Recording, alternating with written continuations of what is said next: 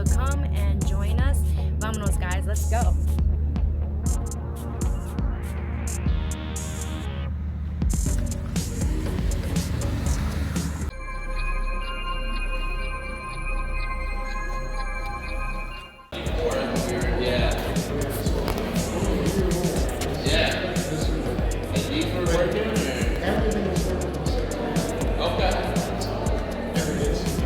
These are the original workers that used to be here.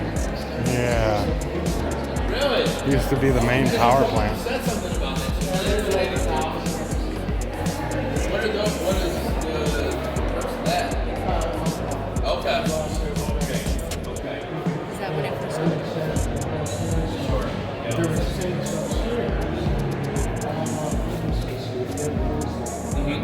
Okay.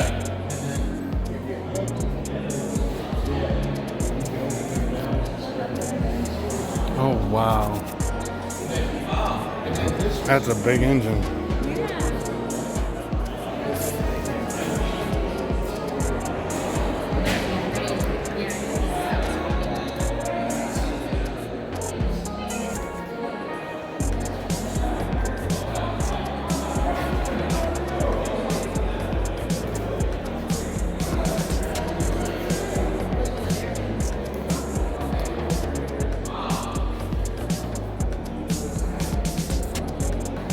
This would be so cool. This place usually sits empty most of the time.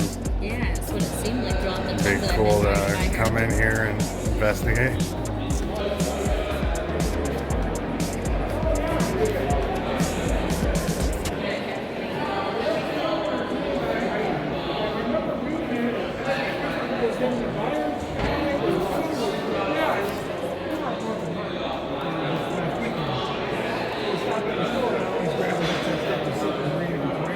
Wow, look at how big they are.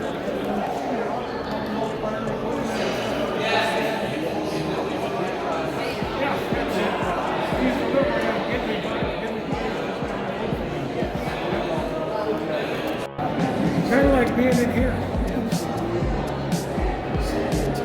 There you go. Actually, I'm helping the Historic Conservation District with their tours and explaining to people what the Frankenstein-looking panel is. So if you really want to know, I can explain it to you. Sure. What is this? This Frankenstein-looking panel assembly behind me is what they would use when they would start up a unit and bring it online. They would set it for the voltage and the hertz that they wanted to go out to the system. It was 2,400 volts and 60 hertz. As they would bring another engine online, they would have to match that output of that generating unit to what was already in existence, 2,400 volts and 60 hertz. If it was higher than that, you would get an electrical spike in your home, or if it was lower, you would get a brownout. So they would go with this panel, it's angled one on the end, and turn some of these dials that you see that are here that would either speed up or slow down the engine. And by doing that, they could synchronize it with the electricity that was already going out from the ones that were online. Once they got it synchronized and put it online, there's 20 levers down here. These 20 levers are all labeled. Like this one was Harbor Drive, this one was Lake and Panonia, 4th and Franklin is down there, so they could come over here, throw the lever, and that would then put power out to the substation that would supply those areas. So once the power went to the substation, it would break it down through the transformers and put it out to people's homes, and that would be the power they would receive. If they watched the gauges up here for the amps that were going out and how much was being produced, they could look at the system and go, okay, it's nighttime, demand is really low, we can turn this one off. They would turn this one off and the other ones would carry that load. And they could just reduce the number of operating engines until they were carrying the load with the least amount of running engines. As demand picked up, they would start another one back up, go through the whole process to resynchronize it to the system, and then put it online to help carry the load or demand for what was coming up as a day. And manually. Yeah, There's no computers here. This was all done with hands-on. I just watched some on TV that if they didn't do that on time, it could crash the whole system. Oh yeah. Is that true? It was very demanding Wow. to make sure that what you were putting out matched everything else that was already out there. Because if you did not, I mean, and you had sent a big spike out to somewhere and blew all the transformers.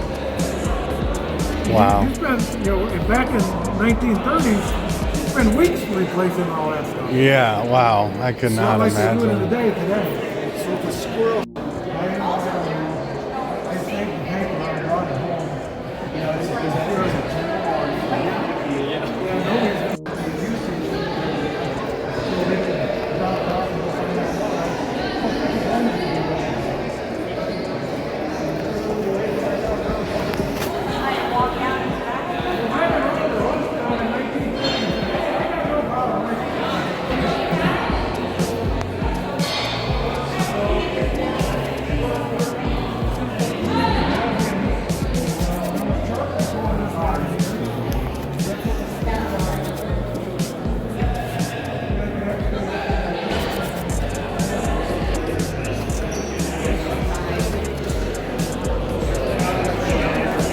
Wow.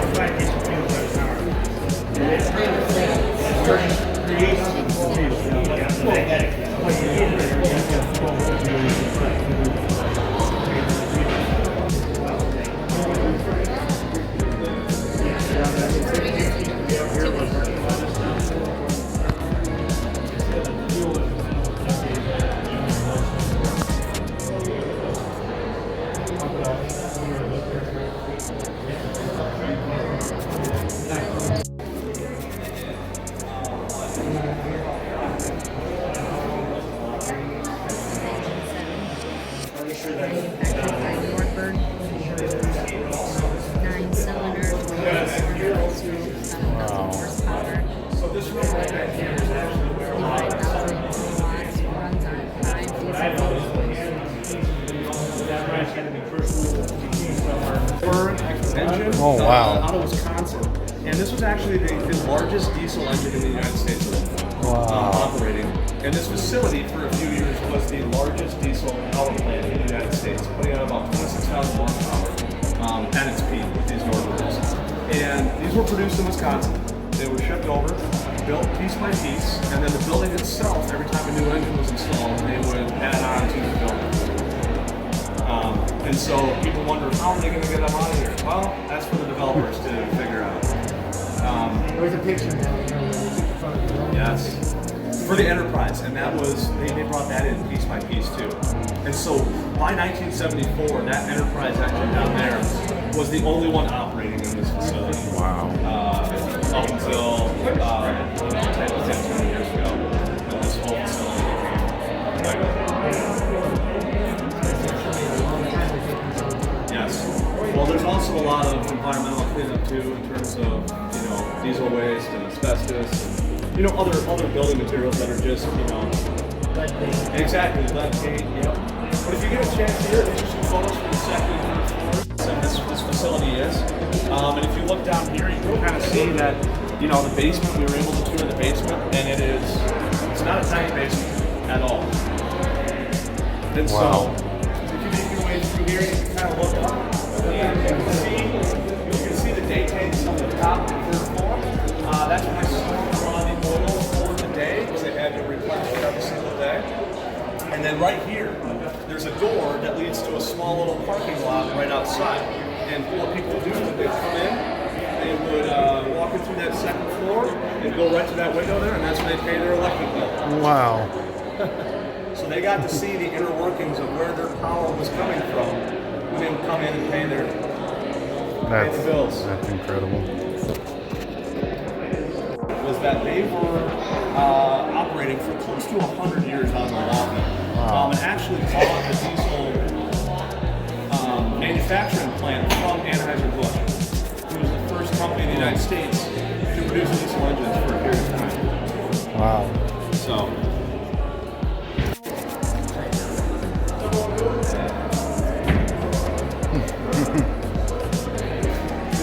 Look at that.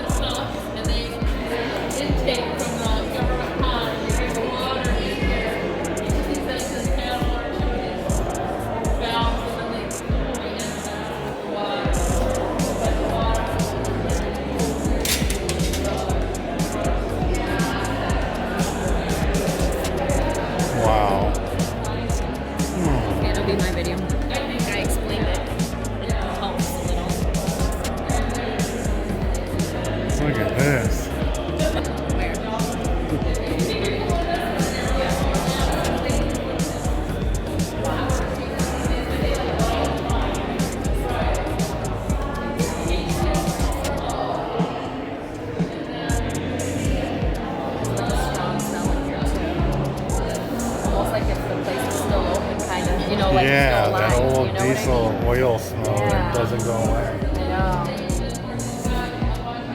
That's what my dad's tugboat used to smell like.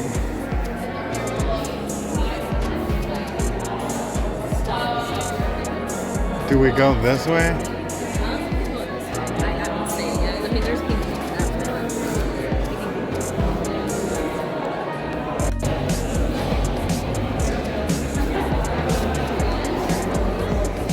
We'll go this way.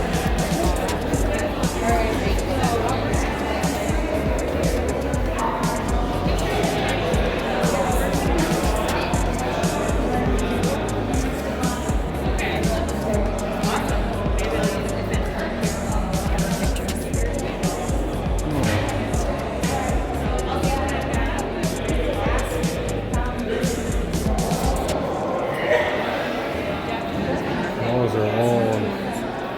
These are the shots of what's down below us. Oh, okay. Each of these engines, this is one of the original engines, and the one that's on the other side is original from Oh, 1930. wow. Wow.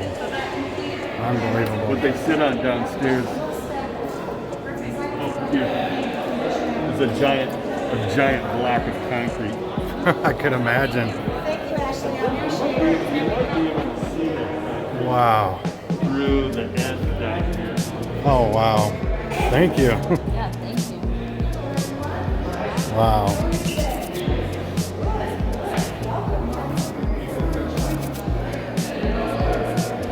Look at all that concrete.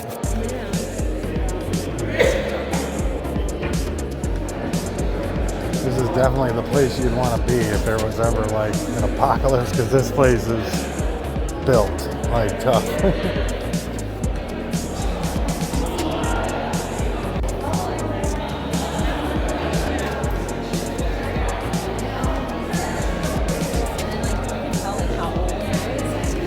But I mean, I'm just impressed with like the smell. It just smells like it's Old. still open. Yeah. You know what I mean? But it's just it's so hard to explain. But it's just That old metal. This is amazing, guys. This is so awesome. amazing. Awesome, amazing. It's just like wow. Look at those.